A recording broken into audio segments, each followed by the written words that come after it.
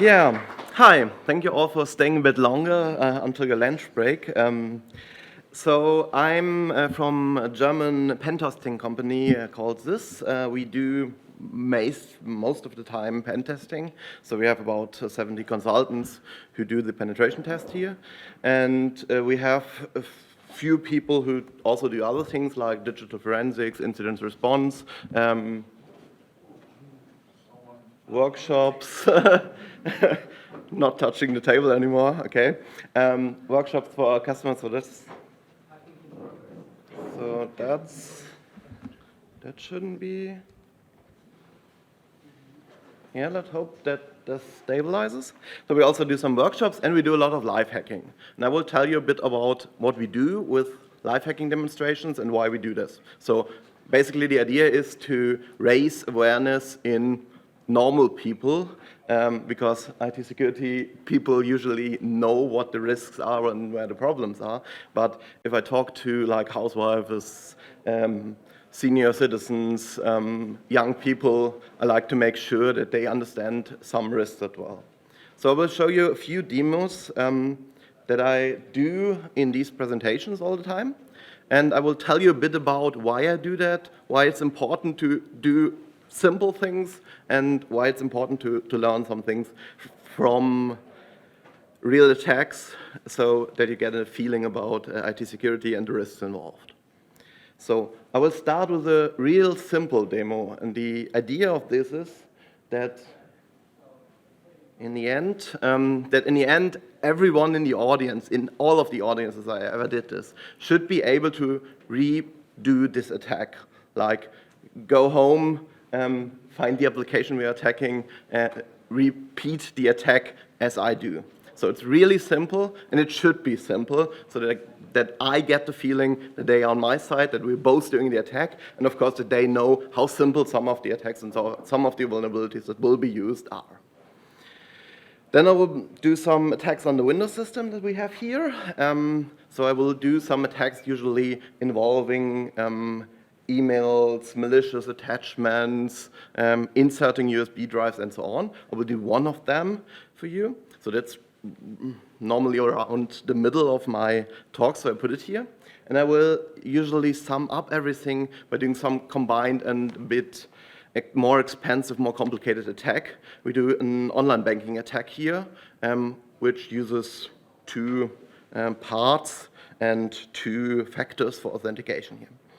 So let's start with the simple price manipulation attack. You will see everything that I tell you in just a second.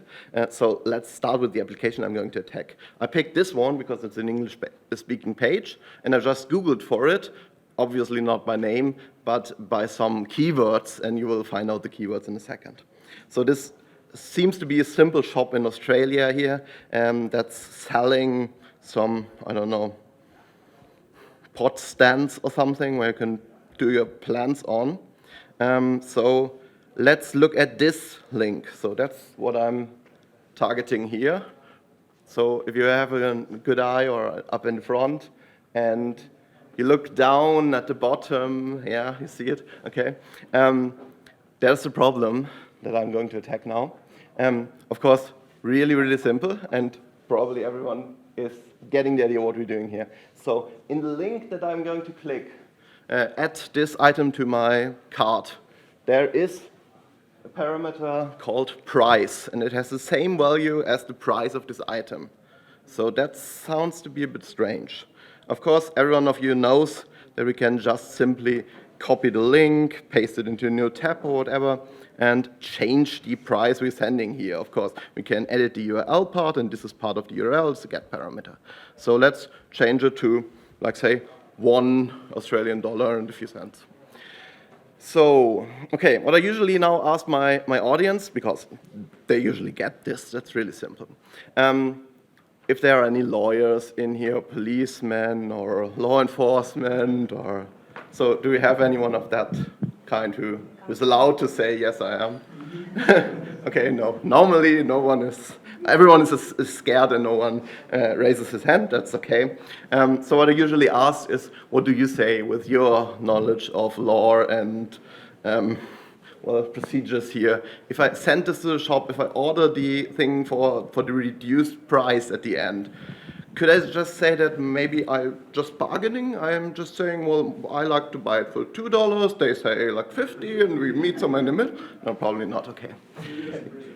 Yeah, probably I would. So we will just do this part of the attack. So just to demonstrate that we get there, and then we will stop, of course. So I will just send this request now.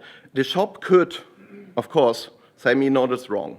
The shop could in some way verify the parameter, say the price is not right. He could ignore it because he knows the price, or he could just simply allow me to add the item to my shopping cart at the price that I decided, so like 159. Okay, of course I can go farther here. So as you know, penetration testers, security consultants usually input some strange characters here, like this, but I won't do that, or this, I won't do that. I will insert a minus sign here. So let's just try if it's like okay to buy this item for like minus 500 Australian dollars. Of course, the product name is not correct here. It should be something like, I don't know, voucher or so. Maybe even the product code could be changed then. And then I'm sending this. And as you see, all of these fields are editable, and at the end, the total will be correct. The shop is obviously giving me money back if I buy this. So does anyone need one of these items? I can increase it here. So, okay, you get the basic idea. Please, if you try it at home, do not proceed to check out here, or you will have legal problems. I'm not a lawyer, I have no idea in law enforcement, but probably even here, it's illegal to do this. It certainly is in Germany. So, okay, why do I do this? Why do I do this simple demonstration? On the one hand, I show you how real simple some of the vulnerabilities we are finding all the time are. So, like manipulating some parameters. You've also seen that it's quite not easy probably for automatic solutions to get this. Like if there's a price parameter and you change the value in it, how does the automated scanner knows what this means, what the result is? It will probably try to insert some cross-site scripting here or a SQL injection or whatever, but it probably won't be able to detect that we're changing a business process here and changing the price in the cart here. So that's the thing I like to do as a human and look at the process here. And it also might show you how an attacker selects a victim, because I said I just Googled for this shop. I didn't Google for like things where you can put big pots on. I Googled for something like there should be a card in the URL or an ad. There should be something like price or product name or something else in URL, and then I will probably find pages that are vulnerable to exactly this attack. So that's what I Googled for. You can do this at home. You have to try to click to your pages if you just insert these keywords, but at the end you will find some shops, some minor little shops, or maybe even a larger shop that is vulnerable to exactly this vulnerability. So that also should show that the attacker is not trying to attack a specific victim like the shop on the other side of the street or something. He usually will try to attack anyone who is vulnerable to a certain kind of vulnerability. Of course, in reality, that's not like price in URL. That would be something like a vulnerability in a WordPress system or something that's recently been disclosed. Then, of course, someone will Google for or use other search engines to find WordPress blogs out there that are vulnerable to this vulnerability, and will attack all of them regardless of what they really are and what kind of blog this is. So this is an attack vector that you should know, or also other audience members should know. And if I'm talking to business owners of little businesses, that's a thing for them to know, because they usually cannot imagine who is going to attack me. And in the end, the answer is, if you have a vulnerability, nobody cares who you are, they will just attack you. So that's usually my intro into all of this, and I might go on with some other examples, how to do some other attacks that people can reproduce, and at the end it will get technical and more technical. And somewhere we do some attacks on client systems, like the Windows system here, I might do something like opening some crypto Trojan ransomware, trying to show what the problem is. Of course, everyone by now should know. Or opening some strange attachment in emails or something like that.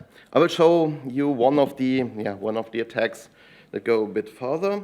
I'm just going to plug in this little USB drive. I have no idea. Did you ever see one of these? It's called Rubber Ducky.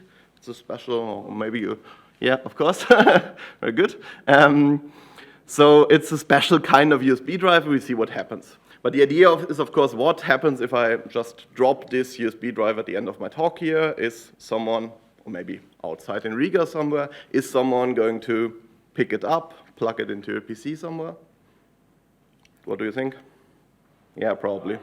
So 60% or so says, statistics says 60% or upwards to just plug it in. If I write something like confidential information or employer data, salary or something on it, the quote will higher. It will be even higher if I put something like a key on it.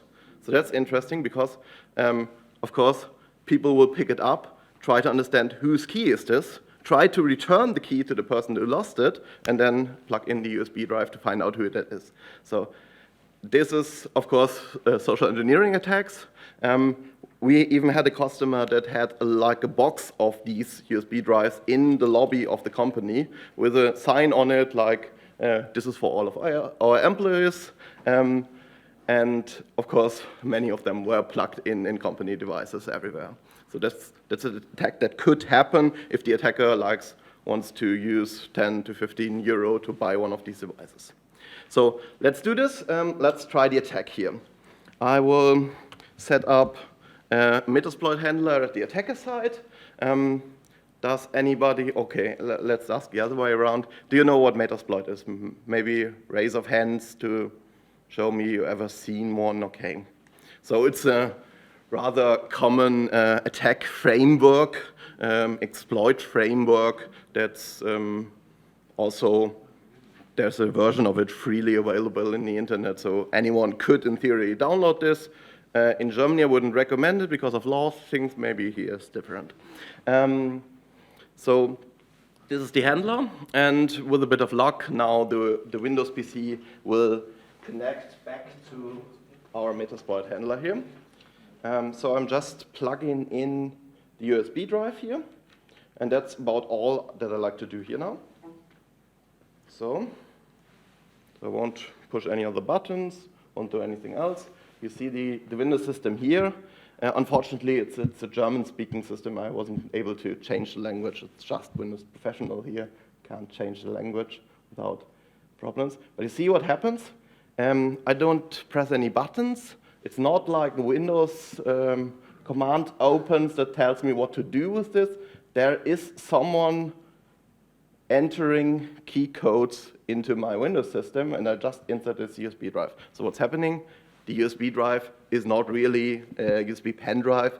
It's more like a USB keyboard. So it has the ability to register as a keyboard to the PC and enter some buttons. And this was a countdown, and then there will be a small download and execute payload at the end of this that we just entered via the keyboard. And at the end, it will hopefully, oh, that's of course the best timing. So what's the problem here? Audio resolution is too high. Maybe I should. Having trouble locking on it. I could try to restart this. Maybe it stays now. Okay. So in these seconds, you should have seen that the connection back to my attacker system just opened. So we executed the code on the victim side by just entering the USB drive. All of the commands were entered by the malicious device, like if it was a keyboard. And at the end, it would download and execute some code from anywhere in the internet and reconnect to somewhere like China, Russia, wherever. So this is, of course, the console, the command and control console, if you like to say. We just used Meterpreter here as a remote access tool, so I can do some simple commands with it, like get some information about the system, find out who I am, even escalate my privileges, because you just seen maybe that we just entered one of these USC dialogues and said, yes, we want to execute this command as an administrator. So also we can do this with the keyboard key here. So I can try something like this and escalate to system privileges easily. And then I would be and the authority system on the Windows system here, and it could basically do anything that a local administrator could do and more, like access memory parts, find out what users do, extract data, encrypt the system, whatever I like to do. So, yeah, as I said, this could be one of the final attacks I do here. So one simple thing I didn't tell you by now, there is an antivirus here. There is a copy of Microsoft Security Essentials on this device. It's fully active. It should have found the malware. If it was a usual malware, like a Meterpreter binary, it would have found, of course. But in this case, it didn't. And it didn't find anything because we used an antivirus evasion tool to do this. Maybe you know that there are a lot of antivirus evasion possibilities out there. There are even some free ones that might or might not work with some antivirus products. One of my colleagues developed a short little demo antivirus evasion toolkit for our use, and we use this for our demonstrations, but also for the attacks on our customers. And as far as I know, none of the antivirus products ever recognized our malware with it. So the problem here is that even antivirus software isn't capable of defending all of the systems against each attack. And we encountered a lot of really sophisticated attacks using antivirus evasion to get around virus protection.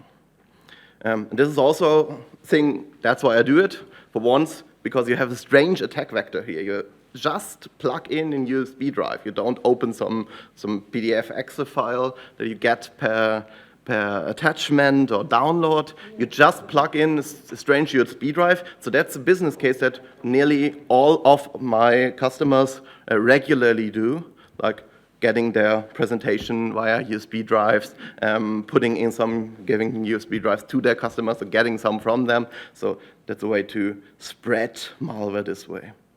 And to show, that's the other reason I did this, to show that antivirus isn't protecting all of the attacks, that we have a lot of even broadly used malware out there that's able to, like for a week or so, hide itself from antivirus protection, and that would be, of course, enough for a crypto Trojan to just encrypt the entire system, demand some ransom from me, that's it. So, please, go ahead. This pop-up command. Yep.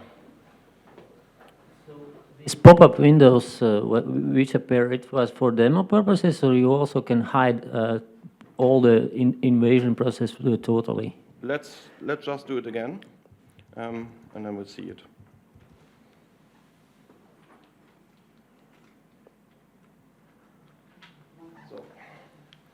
So, of course, the first few inputs I need to do to open like the command line here and to do something, I put in some delays here. So in reality, you can do this a lot faster. I just wanted you to really see that we entered something like CMD here, opened the program. I wanted you also to see that we have this is the URC, user account control, and we move to left, press yes. So we allow the program, the console here, to run as administrator. So you can do it a lot faster, and this counter on this is all. You don't need to do this, of course. And it works for Windows 10, the latest Windows versions also? Say again, please? It works for latest Windows versions also? It should work for Windows 10? I've never tested it on Windows 10, but it should work for Windows 10 the same way. Yeah. It works. It's just the same way to attack it. It even works for other systems. So we had a payload of this that it was able to detect whether it was a Windows or Linux or a Unix system and enter different payloads depending on the system. So that would also work. Thank you. There's another question. Just technical things. Isn't it just possible disable this feature to auto start anything from USB? It's not I remember there was some kind of checkbox for that. Yeah, it's not really USB auto start. So it's like if you would be able to disable a feature that allows you to plug in USB keyboards, that would be the right thing to check.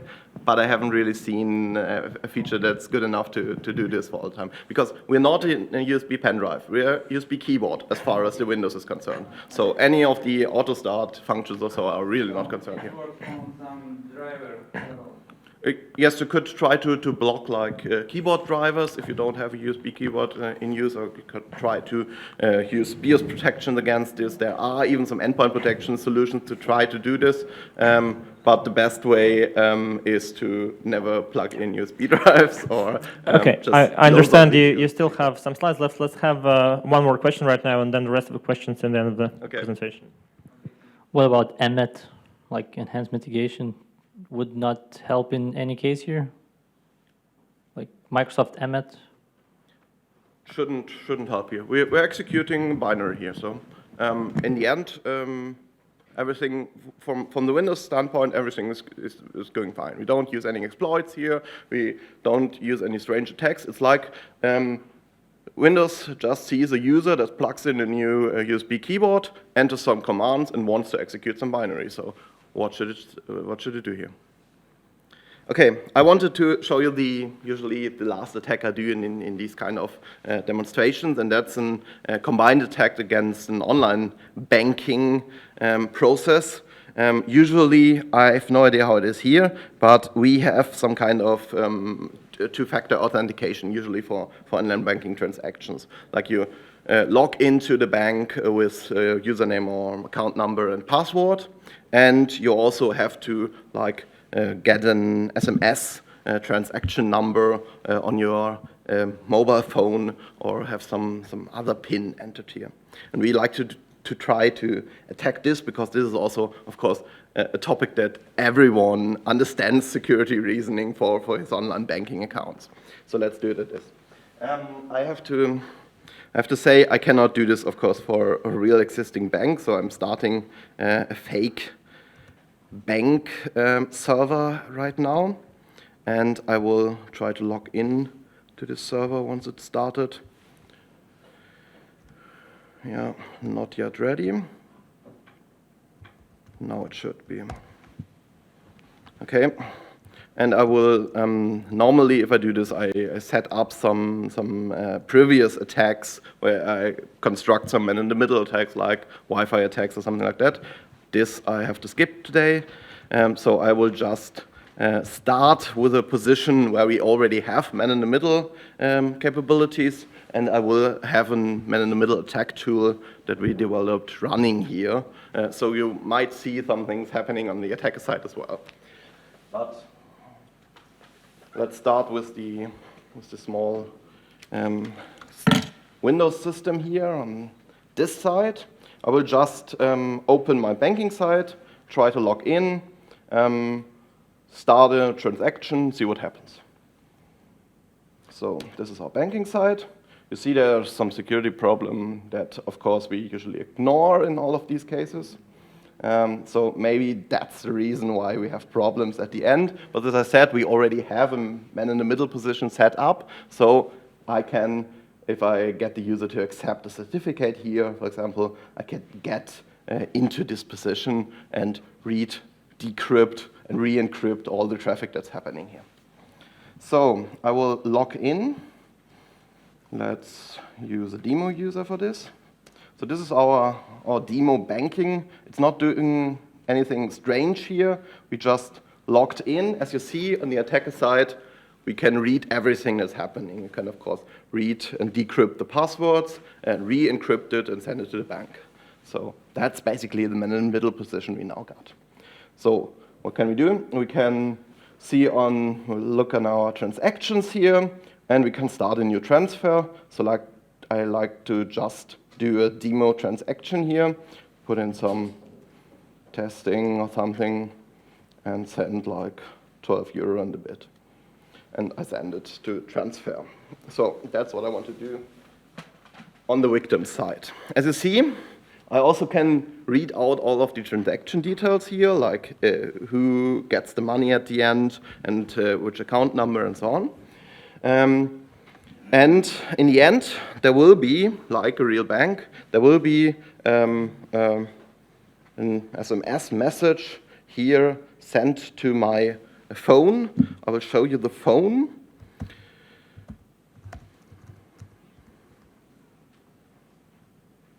So hopefully, there it should be. So this is the phone. So this is the second factor of the authentication, and we usually get something like a transaction number here via some mobile messaging service, SMS in this case. And now I could enter the transaction number and authorize this payment. Should I do this? Yeah, okay, you spotted the difference here. So, okay, that's also training for my audience usually, to tell them they should really read this message and not just look at the transaction code and re-enter it into the banking application, because then this attack would work. So what happened here, I changed the account number. You see there's a difference in the account number. I changed the amount, I changed nearly all of the information. Maybe you've seen here that I wrote some small arrow and then the name, account number, amount, and so on. What I really want is to send the money. What I did here in the middle attack was modify information. So the user sent his information where he wants to send the money. I send something else towards the bank. The bank replies this page, but of course with my information, the changed ones. And I re-edit it so that the user cannot spot the difference on just his part of the thing, on his result. That's due to the man-in-the-middle attack. So we can spot this by looking at the second part of the happening here. So this would be our transaction code. Of course, the attack would be only halfway done. So let's also infect this mobile device so that we can also get some infos here. I could do it like this, for instance. I have him in the middle position here, so if the user clicks something, so I could show him some splash screen, like say, have you already installed our banking app? And if my bank asks me whether I have the banking app already installed, probably I will just scan the QR code here and install it and go on. So let's do this. Where's my QR code reader? Okay, I'm just going directly to the URL that's me directing to, would be in the, of course, in the Google Play Store. This is not some side-loading app we're using here. We have an app in the Google Play Store, or already installed it, or I had once. So this is the app. Oh, it's Peggy 3 nowadays. Okay, it's a banking app, so why not? And I like to install it. It's for some reason needing access to my location. I will accept that. Why not? Every flashlight app has access to my location. That's fine, obviously. And now I will open it. Of course, you're not allowed to put malicious apps into the Google Play Store, so we didn't do this. So I entered an basic an app here, like a banking front end to look at your account into the Google Play Store, which is not malicious, but vulnerable to some attacks, and I will just reload some attack framework into this application. So this is the technical part, and this I usually skip, but just doing pressing some nice buttons here. This would be my command and control interface at the end to control the malware I'm uploading to the phone now. So let's do this. What we see on the phone should be that it somehow hangs for a moment or so, then the app should probably crash. We're using an exploit here because it's an older Android version that we got, and we are able to escalate privileges to the version, to the level of the package manager, so we can deinstall the old app and reinstall the new one. That's a pretty easy solution to do a complicated attack. Maybe for a second or so you saw that the app wasn't really installed, that's why. And now it seems to be reinstalled and everything's fine. If I open it, it will be the same app or it just looks like the same app, but in reality there will be malicious code in it now. So that's our way around the terms of services of the Google Play Store. So, and now I can remote control this application or this smartphone from nearly anywhere in the world. So I can just now do the entire banking attack. I would log in as the user because I already got his credentials. So secret, I guess, was the password. No. So that's it. I can look at his balance. I can look at his transactions or whatever, or I just copy the balance down here, enter someone who really needs money, which is myself, into this, say nice thanks here, and click on transfer. Now, of course, the token will be sent to the victim, who is anywhere in the world, but since we have access to a smartphone via this malicious app here, we can collect all of the SMS. These are stored on the victim's phone. It will take a few seconds or so, and then they should be uploaded here to a command and control server. And I would now have 2 SMS messages. The first one was my failed attempt to just man in the middle the transaction here. The second one is my now hopefully successful attack to get all of the money, and that's it. Transfer completed, and the account should be emptied now. So why do I do this? Short summary on this.